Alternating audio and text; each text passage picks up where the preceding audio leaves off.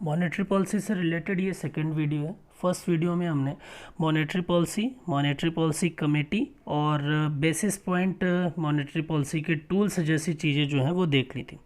आज का जो वीडियो है, जो सेकंड पार्ट है, उसमें मैंने मॉनेटरी पॉलिसी से रिलेटेड जो टूल हमने डिस्कस किए थे वो किस तरीके से काम करते हैं, आज हम उसको डिस्कस करेंगे। तो फर्स्ट हमारे पास में है कि मॉनेटरी पॉलिसी में टूल क्या क्या होते हैं। तो मैंने आपको फर्स्ट वीडियो में बताया था ट्रेडिशनल टूल होता है और नॉन ट्रेडिशनल टूल होता है। ट्रेडिशनल मतलब कि ट्रेडिशन चला रहा है कि एक पर्टिकुलर टाइम पीरियड के बाद में ये एग्जीक्यूट होंगे ही होंगे या इम्प्लीमेंट होंगे ही होंगे। लेकिन नॉन ट्रेडिशनल टूल, इसमें नीड के हिसाब से चीज़ें जो हैं वो एग्जीक्यूट की जाती हैं कि अगर ज़रूरत है मार्केट में तब ऐसे टूल का यूज़ किया जाएगा। बात समझ में आ रही है। अब देखिए, जो ट्रेडिशनल टूल होता है वो, अब मॉनेटरी पॉलिसी का ऑब्जेक्टिव क्या है ये तो हमको समझ में आ गया कि मार्केट में लिक्विडिटी को बैलेंस कंडीशन में बनाना। क्यों? क्योंकि इन्फ्लेशन और डिफ्लेशन दोनों ही अगर ज़्यादा हो जाएंगे तो कंट्री के लिए अच्छा नहीं है। जैसे मान लीजिए कि इन्फ्लेशन ज़्यादा हो गया तो उस कंडीशन में ये हो जाएगा कि सर्वाइव करना मुश्किल हो जाएगा। डिफ्लेशन ज़्यादा हो गया तो उस कंडीशन में ये हो जाएगा कि धीरे धीरे कंट्री रिसेशन की तरफ जाने लगेंगे। जैसे कि अभी आपने 4-5 दिन पहले सिंगापुर का देखा था, अप्रॉक्सीमेट 40% का डाउन हुआ था उसमें। बात समझ में आ रही है। और कंट्री जो है वो रिसेशन में गई थी। तो यहाँ पर क्या बोल रहा हूँ कि जो ट्रेडिशनल टूल होते हैं और जो नॉन ट्रेडिशनल टूल होते हैं वो काम कैसे करते हैं, कहाँ पर रेगुलेशन होता है। तो जैसे मान लीजिए कि ये है आरबीआई। अगर हम ट्रेडिशनल टूल की बात करेंगे तो आरबीआई क्या करती है, आरबीआई बैंक में रेगुलेशन करती है और बैंक जो है वो कस्टमर में रेगुलेशन करता है। मतलब कि अगर आरबीआई बैंकों के ज़्यादा पैसा देगी, ज़्यादा लोन देगी तो ज़्यादा पैसा जो है वो कहाँ पहुँचेगा, मार्केट में पहुँचेगा। अगर मान लीजिए कि आरबीआई ही बैंक को कम पैसा दे तो कम पैसा मार्केट में पहुँचेगा। अब ये ज़्यादा पैसा और कम पैसा कैसे बैंक में, क्या आरबीआई डिसाइड कर रही है? तो आरबीआई ये डिसाइड कर रही है कि किस रेट से हम लोन देंगे। तो आरबीआई जो है वो अगर चाहती है कि मार्केट में ज़्यादा पैसा पहुँचे तो थ्योरी ऑफ इलास्टिसिटी के हिसाब से लोग ज़्यादा डिमांड कब करेंगे, जब प्रोडक्ट जो है वो सस्ता होगा। तो अगर आरबीआई बैंकों को सस्ते रेट में लोन देती है तो बैंक भी आगे कस्टमर को सस्ते रेट में लोन देंगे। तो जब लोन सस्ता हो जाएगा तो कस्टमर क्या करेंगे, डिमांड करेंगे। बात समझ में आ रही है। और दूसरी चीज़ कि जब आरबीआई ये चाहती है कि मार्केट में कम पैसा पहुँचे तो आरबीआई बैंकों को महंगे रेट में पैसा देगा, तो बैंक भी आगे कस्टमर को महंगे रेट में देगा। तो कहने का मतलब ये है कि यहाँ पर जो मार्केट में रेगुलेशन हो रहा है वो आरबीआई डायरेक्ट नहीं कर रही है। आरबीआई कहाँ रेगुलेशन कर रही है, आरबीआई बैंकिंग सिस्टम में रेगुलेशन कर रही है। और बैंकिंग सिस्टम में जब रेगुलेशन हो जाएगा तो आरबीआई मानती है कि कस्टमर या मार्केट में अपने आप रेगुलेशन हो जाता है। बात समझ में आ रही है। दूसरी चीज़ कि नॉन ट्रेडिशनल फिर कब यूज़ किए जाते हैं, तो जब ट्रेडिशनल टूल फेल हो जाते हैं, तो वैसी कंडीशन में आरबीआई जो है वो सरकार के साथ में मिलकर, गवर्नमेंट के साथ में मिलकर डायरेक्ट मार्केट में रेगुलेशन करती है, कस्टमर में रेगुलेशन करती है। तो मार्केट में कितना पैसा पहुंचेगा, कस्टमर के पास कितना पैसा पहुंचेगा, वो कौन डिसाइड करने लगता है, वो आरबीआई और गवर्नमेंट डिसाइड करने लगती है। मार्केट में ज़्यादा पैसा पहुंचाना है, गवर्नमेंट के एक्सपेंडिचर बढ़ा दिएगा। मार्केट में कम पैसा पहुंचाना है, गवर्नमेंट के एक्सपेंडिचर कम कर दिएगा। तो कहने का मतलब है कि ट्रेडिशनल टूल के जरिए क्या किया जाता है, आरबीआई बैंकों में रेगुलेशन करती है और मार्केट में रेगुलेशन इनडायरेक्टली होता है, और नॉन ट्रेडिशनल में मार्केट में ही डायरेक्ट रेगुलेशन हो जाता है। बात समझ में आ रही है। सॉरी, आगे देखते हैं। अब क्या हुआ, अब जो हमारे पास में ट्रेडिशनल टूल है उसको दो अलग अलग पार्ट में डिवाइड कर दिया गया। एक को बोल दिया गया क्वांटिटेटिव टूल और दूसरे को बोल दिया गया क्वालिटेटिव। जहाँ पर क्वांटिटी के बेसिस पे या मात्रा के आधार पर उपकरण जो है वो नियंत्रण के लिए यूज़ किए जाते हैं, रेगुलेशन के लिए यूज़ किए जाते हैं, तो उनको हम क्वांटिटेटिव टूल, जैसे कि लास्ट वीडियो में आपने CRR, SLR ऐसी चीज़ें देखी थी। अब क्वांटिटेटिव टूल जब फेल हो जाएंगे तो फिर यूज़ किया जाएगा क्वालिटेटिव टूल। बात समझ में आ रही है। तो मैंने यहाँ पर आपको बोला कि मॉनेटरी पॉलिसी के कितने टूल होते हैं, तो मॉनेटरी पॉलिसी के मेनली दो टूल हैं। कौन कौन से, ट्रेडिशनल और नॉन ट्रेडिशनल। ठीक है। अब ट्रेडिशनल के भी दो पार्ट होते हैं। कौन कौन से, तो एक होता है क्वांटिटेटिव टूल और एक होता है क्वालिटेटिव टूल। तो सबसे पहले आरबीआई क्या करती है, ट्रेडिशनल टूल यूज़ करती है। और ट्रेडिशनल में सबसे पहले कौन सा यूज़ किया जाता है, सबसे पहले क्वांटिटेटिव यूज़ किया जाता है। क्वांटिटेटिव फेल हुआ तो उसके बाद क्या किया जाता है, क्वालिटेटिव यूज़ किया जाता है। बात समझ में आ रही है। क्वांटिटेटिव फेल हुआ तो उसके बाद क्या किया जाता है, क्वालिटेटिव किया जाता है। दूसरी चीज़ कि अब क्वालिटेटिव यूज़ किया गया, लेकिन अब मान लीजिए कि क्वांटिटेटिव भी फेल हो गया, क्वालिटेटिव भी फेल हो गया, तो वैसी कंडीशन में क्या, तो जो मॉनेटरी पॉलिसी का सेकंड टूल है, जिसको हम क्या बोलते हैं, जिसको हम नॉन ट्रेडिशनल बोलते हैं, तो ट्रेडिशनल टूल जब पूरे तरीके से फेल हो जाते हैं तो फिर आरबीआई क्या करती है, नॉन ट्रेडिशनल टूल का यूज़ करती है। बात समझ में आ रही है? आगे धीरे धीरे चीज़ें समझ में आएंगी। तो क्वांटिटेटिव टूल की बात करते हैं, तो इसमें मैंने आपको पिछले वीडियो में ही बताया था, CRR, reverse repo rate, statutory liquidity ratio, repo rate, bank rate, open market operation और एमएसएफ। ये क्या है? ये आरबीआई के मॉनेटरी पॉलिसी के क्वांटिटेटिव टूल हैं और इन सब के अपने अलग अलग कुछ रेट हैं। तो ये जो डेटा है ये मैंने आरबीआई की साइट से अभी आज ही निकाला है। तो ये करंट में जो चीज़ें चल रही हैं वो ये हो रही, लेकिन इसका ये मतलब नहीं कि हमेशा यही चीज़ें बनी रहेंगी। मार्केट के नीड के हिसाब से ये डेटा या ये रेट जो है वो कभी भी चेंज हो सकते हैं। तो प्रेजेंट की अगर बात करें, करंट की बात करें, तो करंट में जो सीआरआर है वो कितना चल रहा है, 3% चल रहा है, एसएलआर है 18% चल रहा है, रेपो रेट 4% है, रिवर्स रेपो रेट 3.35% है, एमएसएफ जो है वो 4.25% है और बैंक रेट जो है वो भी 4.25% है। सामान्यतः आपको जो एमएसएफ है और जो बैंक रेट, वो उनके जो रेट होंगे वो सेम ही मिलेंगे, ठीक है। सामान्यतः जो एमएसएफ है और जो बैंक रेट है उनके जो रेट होंगे वो आपको सेम ही मिलेंगे। दूसरी चीज़ कि ये जो रेट आपको दिखाई दे रहे हैं, इससे आपको इतना तो समझ में आ रहा है कि करंट में ये रेट इसलिए डाउन है क्योंकि हमारी कंट्री की इकोनॉमी जो है वो क्या है, वो डाउन है। ये रेट इसलिए डाउन है ताकि मार्केट में लिक्विडिटी को बढ़ाया जा सके। बात समझ में आ रही है? लगातार आप पेपर पढ़ रहे हैं तो बोल रहे हैं कि कोरोना के कारण मैक्सिमम कंट्रीज जो हैं वो क्या हो गई हैं, डिफ्लेशन में चली गई हैं, और डिफ्लेशन से निकलने का रास्ता लिक्विडिटी को बढ़ा दिया जाए, यही पढ़ा है हमने। तो लिक्विडिटी को बढ़ाने के लिए लिक्विडिटी या पैसे को सस्ता करना पड़ेगा। जब लोगों को लोन लेना सस्ता हो जाएगा तो वो डिमांड ज़्यादा करेंगे, जब ज़्यादा डिमांड करेंगे तो मार्केट में फ्लो बढ़ेगा, लिक्विडिटी बढ़ेगी और जो डिफ्लेशन है वो नॉर्मल कंडीशन पे आ जाएगा।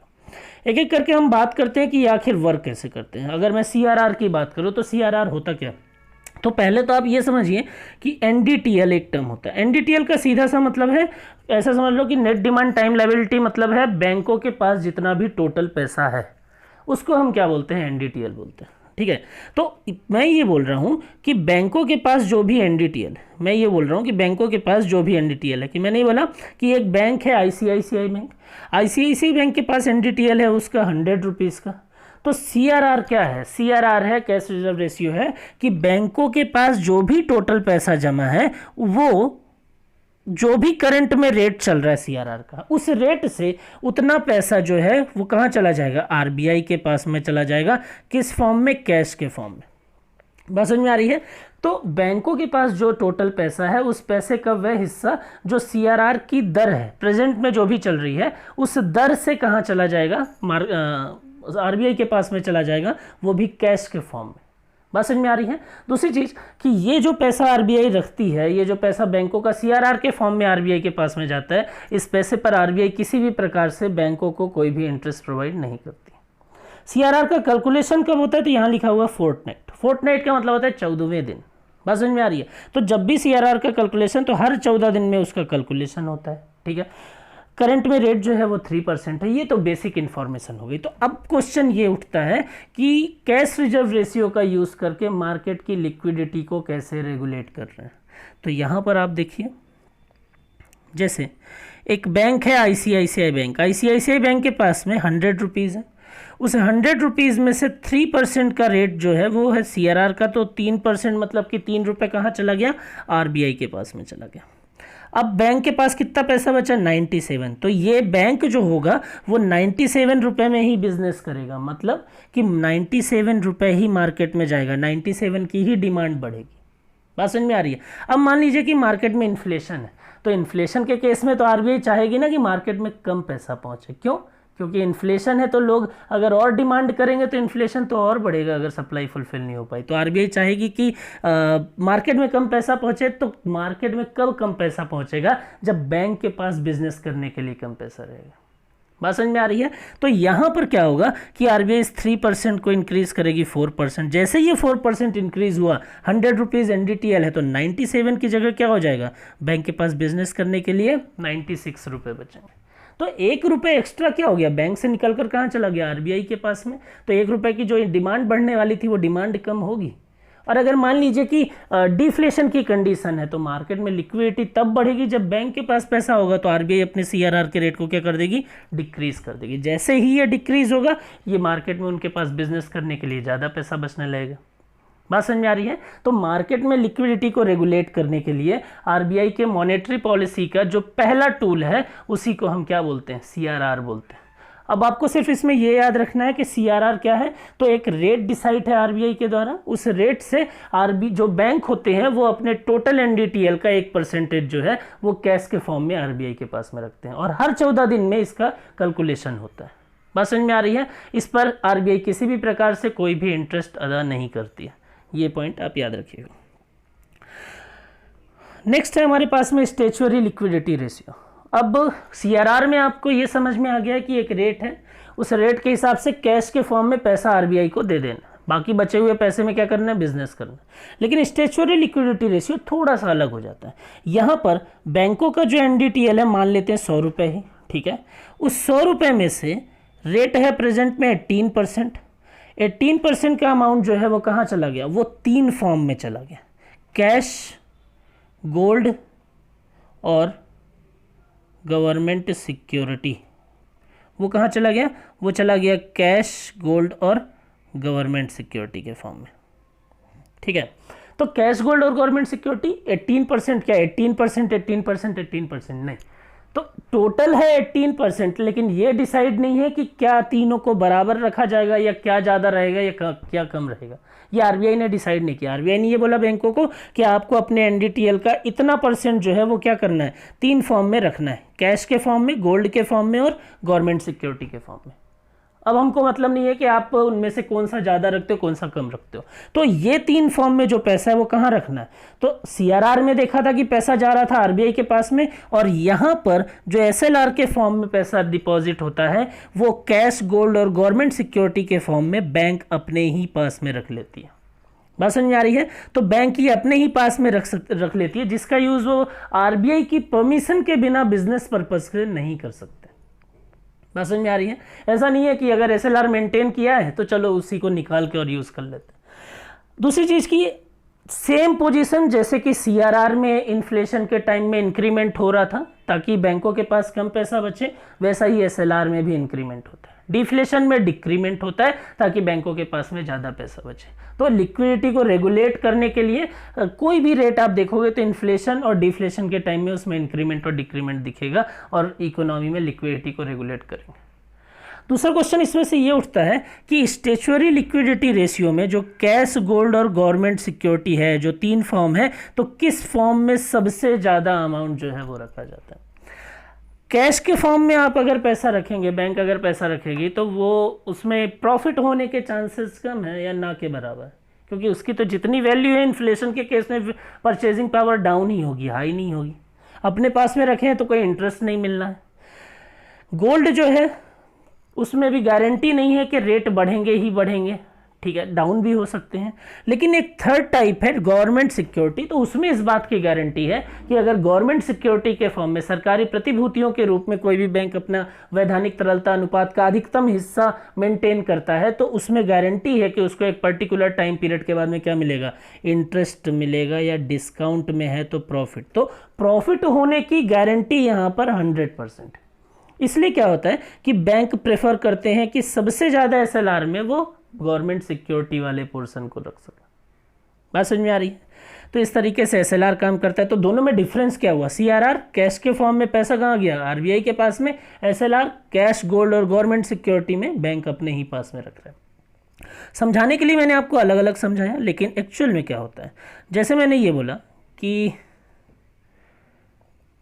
यहाँ पर देखिए, जैसे मैंने आपको ये बोला कि 100 रुपीज़ है, उस 100 रुपीज़ में से 3% कहाँ चला गया था, सीआरआर के फॉर्म में, बाकी बचे में। तो ये समझाने के लिए था। एक्चुअल में क्या होता है कि अगर एनडीटीएल 100 रुपीज़ है, 3% कहाँ गया सीआरआर के फॉर्म में, 18% कहाँ गया एसएलआर के फॉर्म में, और बाकी जो बचेगा, जो रिमेनिंग अमाउंट होगा, वो कहाँ जाएगा, उसमें बैंक जो है वो बिजनेस करेगी। बात समझ में आ रही क्या बोल रहा हूँ। तो इस तरीके से सीआरआर और एसएलआर जो है वो काम कर रहे हैं। बात समझ में आ रही है? तो अभी जो दो टूल देखे हैं उनका यूज मार्केट में पैसे को रेगुलेट करना, पहुंचने वाले पैसे को रेगुलेट करना। बात समझ में आ रही है? ठीक है, आगे देखिए।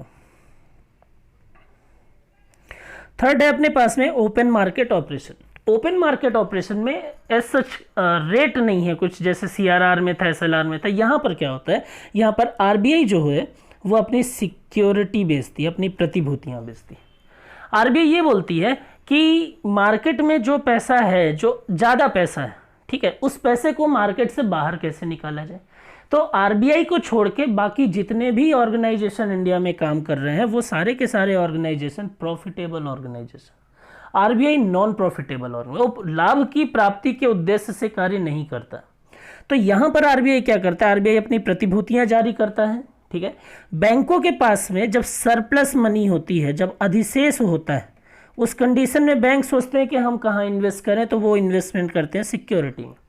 बात समझ में आ रही है? तो बैंकों के पास सरप्लस मनी होने का मतलब कि मार्केट में ज़्यादा पैसा होना, ठीक है।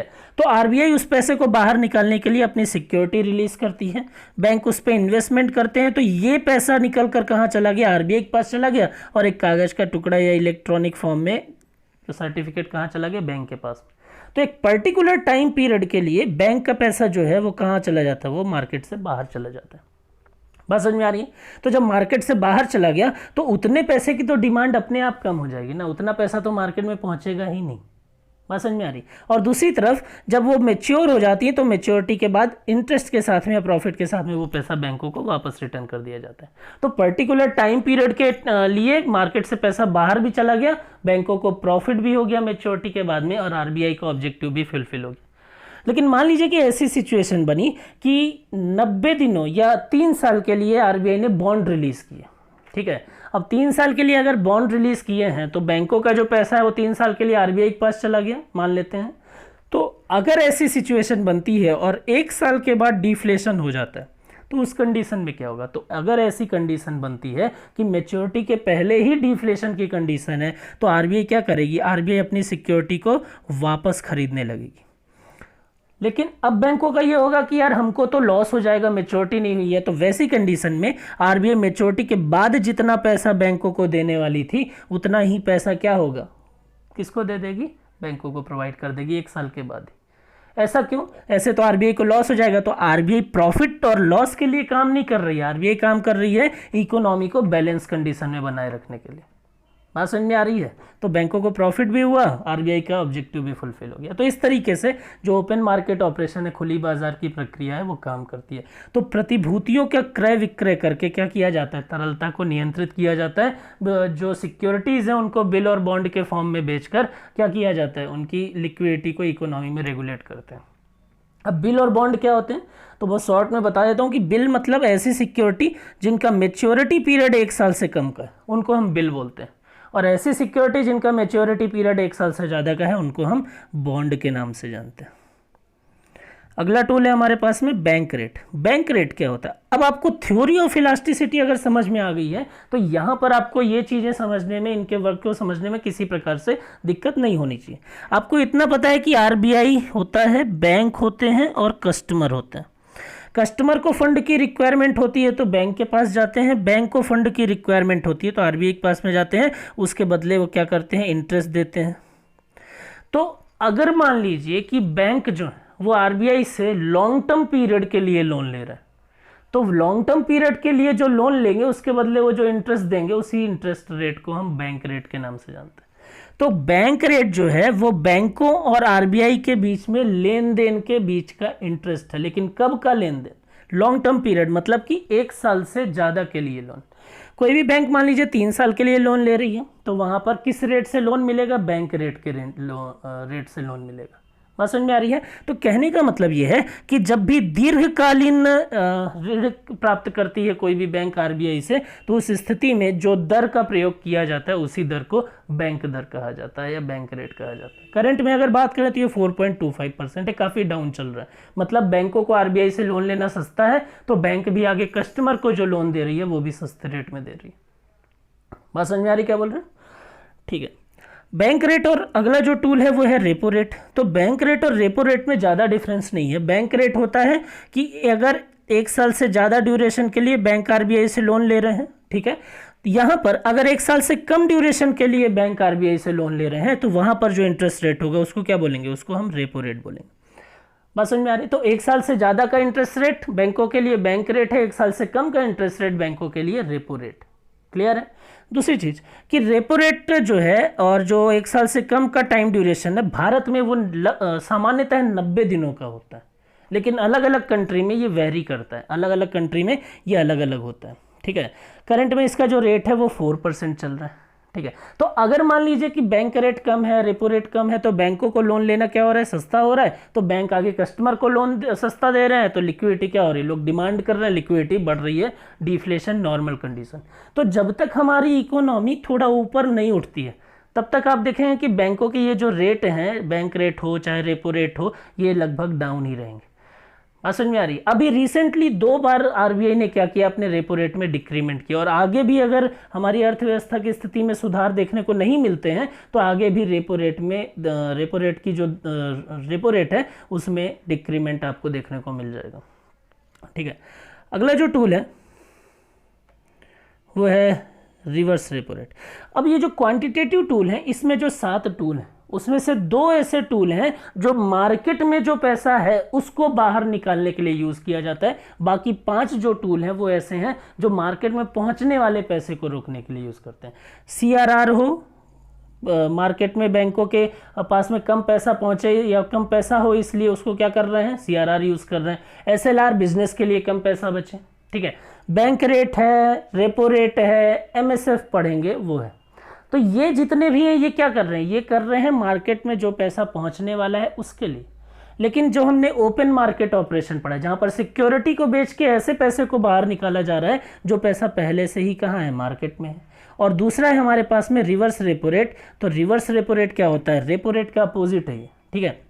इसमें क्या होता है कि रेपो रेट में आपने देखा कि 1 साल से कम ड्यूरेशन के लिए बैंक आरबीआई से लोन ले रहा है, ठीक है। रिवर्स रेपो रेट में 1 साल से कम ड्यूरेशन के लिए आरबीआई बैंकों से लोन लेती है और उसके बदले जो इंटरेस्ट देती है उसी को हम रिवर्स रेपो रेट बोलते हैं। तो आरबीआई, ठीक है, आरबीआई जो बैंकों से 1 साल से कम ड्यूरेशन के लिए लोन ले रही है और जिस इंटरेस्ट रेट पर ले रही है उसी को हम रिवर्स रेपो रेट के नाम से जानते हैं।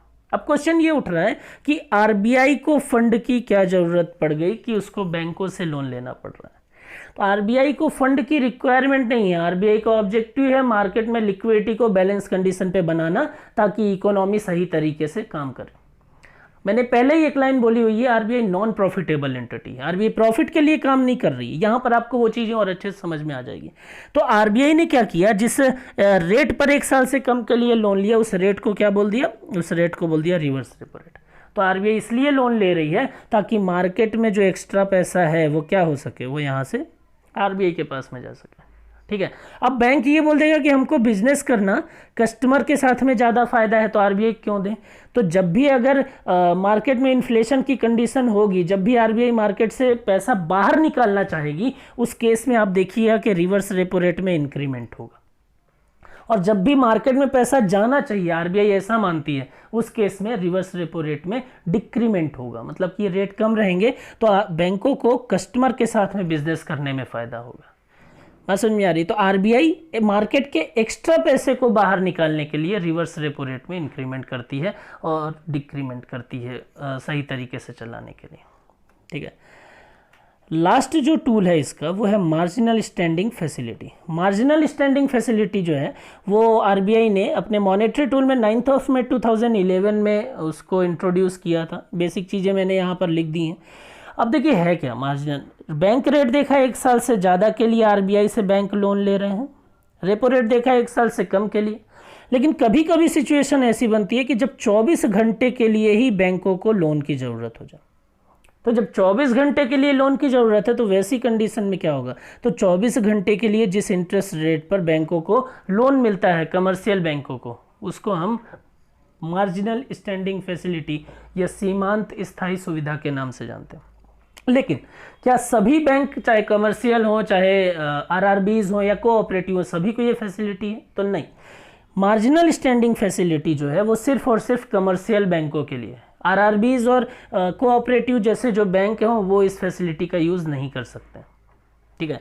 दूसरी चीज़ कि कितना लोन ले सकते हैं वो भी इसमें बताया गया है। तो बैंक को जो है वो अगर आरबीआई से 24 घंटे के लिए लोन ले रहे हैं तो जिस इंटरेस्ट रेट पर लेंगे वो मार्जिनल स्टैंडिंग फैसिलिटी है। और कितना लेंगे तो बैंकों का उस टाइम ड्यूरेशन में जितना एनडीटीएल होगा उस एनडीटीएल का सिर्फ 2% का अमाउंट ही क्या कर सकते हैं, वो लोन के फॉर्म में एमएसएफ से ले सकते हैं। अब ये 2% तो ये आरबीआई डिसाइड करती। कुछ टाइम पहले ये 2.5% था और प्रेजेंट में ये 2% हो सकता है कुछ टाइम के बाद इसको वापस से बढ़ा दिया जाए, क्योंकि आरबीआई चाहती है कि बैंक ज़्यादा पैसा लें। बात समझ में आ रही है। तो ये मार्जिनल स्टैंडिंग फैसिलिटी। अब क्या हुआ, अब हुआ ये कि अभी तक बैंक में रेगुलेशन कर रहे थे, कंडीशन बन गई क्या, लिक्विडिटी ट्रैप की। मतलब कि आरबीआई सस्ते रेट में लोन दे रहा है, आरबीआई सस्ते रेट में लोन दे रहा है बैंकों को, ताकि सस्ते रेट में मार्केट तक लोन पहुंचे, लोग डिमांड करें उस चीज़ की। लेकिन बैंक क्या करते हैं, बैंक आरबीआई से तो पैसा ले लेते हैं लेकिन रेट बढ़ाए रखते हैं, जिसके कारण से कस्टमर डिमांड नहीं करता है। अब जब कस्टमर डिमांड ही नहीं करेगा तो उसके कारण से क्या होगा, मार्केट तक पैसा पहुंचेगा ही नहीं। तो जब ऐसी सिचुएशन बन रही है तो आरबीआई कितना भी रेगुलेशन बैंक में कर ले, कितना भी रेट अप डाउन कर ले, लेकिन यहाँ तक पैसा पहुँच ही नहीं रहा है, यहाँ तक पैसा पहुँचने से रोका ही नहीं जा पा रहा है। तो अगर ऐसी सिचुएशन बनती है तो हम बोलते हैं लिक्विडिटी ट्रैप की कंडीशन।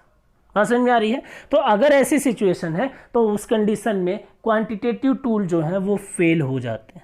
तब उस कंडीशन में क्या होता है, क्वालिटेटिव टूल यूज़ किए जाते हैं। अब क्वालिटेटिव टूल में क्या, तो आरबीआई पहले बैंकों को समझाएगी कि आपकी ये जिम्मेदारी बनती है कि आप लिक्विडिटी ट्रैप जैसी कंडीशन ना बनाएं।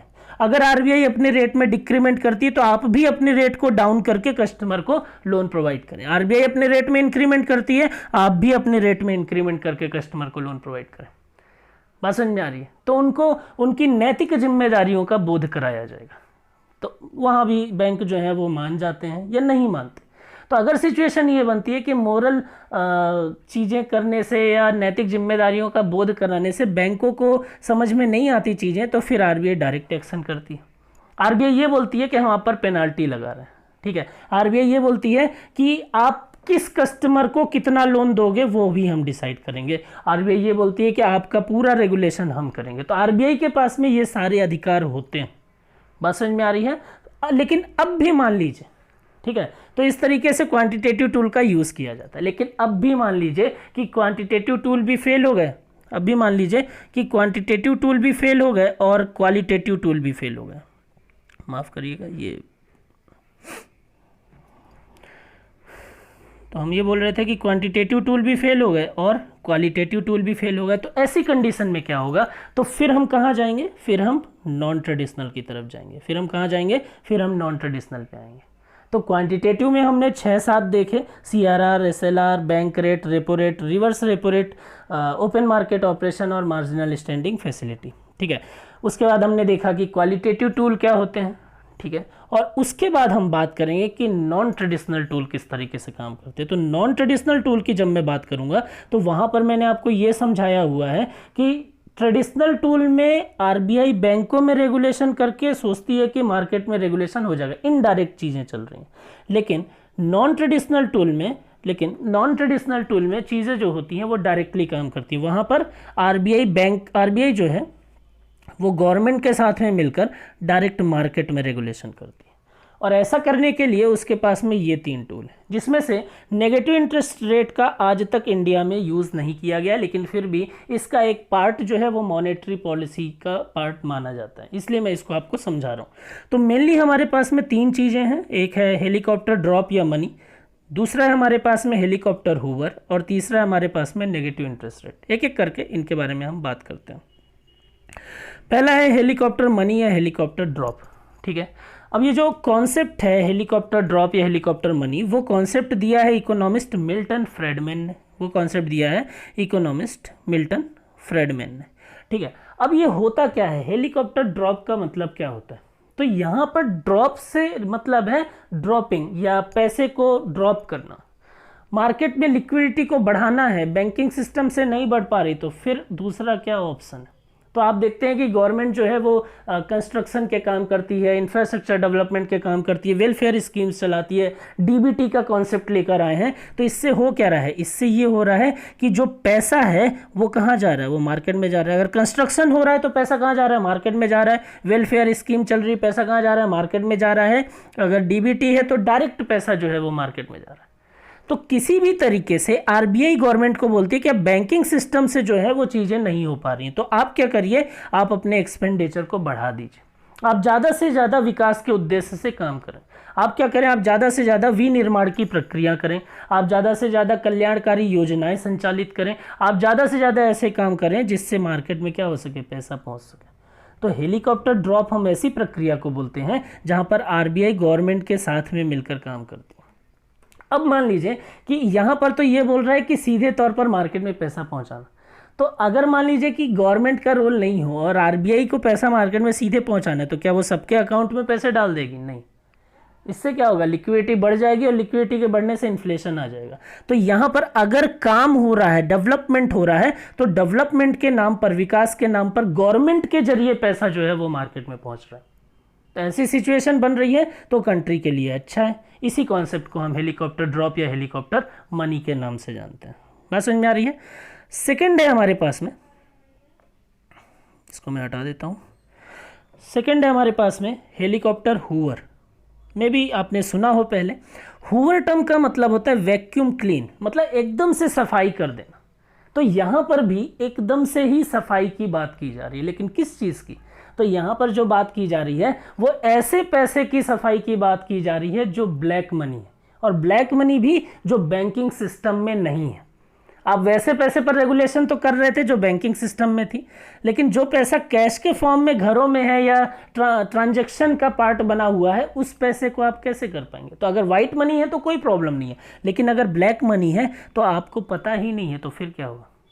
तो आपको पता है कि जो लोग ज़्यादा ब्लैक मनी स्टोर करके रखते हैं तो उनके लिए बड़े अमाउंट में या बड़ी करेंसी में ब्लैक मनी को स्टोर करना ईजी होता है। ठीक है, तो जब भी काले धन के कारण देश में मुद्रास्फीति आती है तो फिर क्या होता है, आरबीआई को लगता है और गवर्नमेंट को लगता है कि यार महंगाई बहुत ज़्यादा हो गई है, और महंगाई जितना पैसा आरबीआई ने फ्लो किया है उससे कहीं ज़्यादा महंगाई हो गई। तो अब ये समझ में आया कि ये ब्लैक मनी के कारण हो रहा है, तो उस ब्लैक मनी को बाहर निकालने के लिए सरकार डिमोनेटाइजेशन करती है।